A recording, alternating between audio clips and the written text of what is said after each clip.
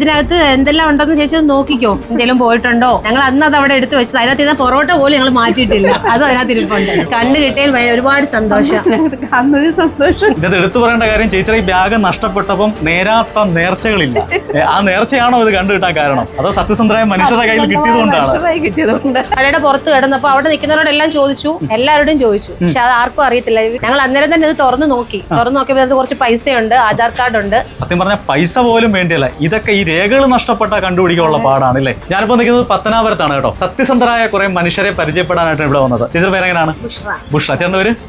നൗഷാദ്. ഇവിടെ കടയിൽ ഫ്രണ്ടിൽ കിടന്ന് ഒരു ബാഗ് കിട്ടി. കടയിലല്ല, റോഡിലാണ് കിടന്ന് ഈ ബാഗ് കിട്ടി കുറെ പൈസ ഉണ്ടായിരുന്നു, ഒട്ടനവധി രേഖകളും ഉണ്ടായിരുന്നു. എന്തായാലും ഇവര് അത് കിട്ടി എന്ന് മാത്രമല്ല, കൃത്യമായി ആ ആളെ കണ്ടുപിടിച്ചു. ഒരു ദിവസം എടുത്ത് ആളെ കണ്ടുപിടിക്കുക അല്ലേ. ചേച്ചിയുടെ പേര് മേഴ്സി എന്നാണല്ലേ. ഹരിപ്പാട് ചെന്നിത്തല സ്വദേശിയാണ്. ഇങ്ങനെയോ കാറിലെങ്ങാണ്ട് കയറാൻ സമയത്താണ് ഇത് നഷ്ടപ്പെട്ടത് അല്ലേ. ഷോപ്പിന്റെ ഫ്രണ്ടിൽ കിടന്ന് ഈ ഒരു ബാഗ് ഇങ്ങനെ കിടന്നു, എല്ലാവരോടും ചോദിച്ചു, പക്ഷെ അത് ആർക്കും അറിയത്തില്ല. ഞങ്ങൾ അന്നേരം തന്നെ ഇത് തുറന്നു നോക്കിയപ്പോൾ അത് കുറച്ച് പൈസയുണ്ട്, ആധാർ കാർഡ് ഉണ്ട്, ATM കാർഡ് ഉണ്ട്. ചേച്ചി എന്തായാലും സന്തോഷമായോ? സന്തോഷമായി.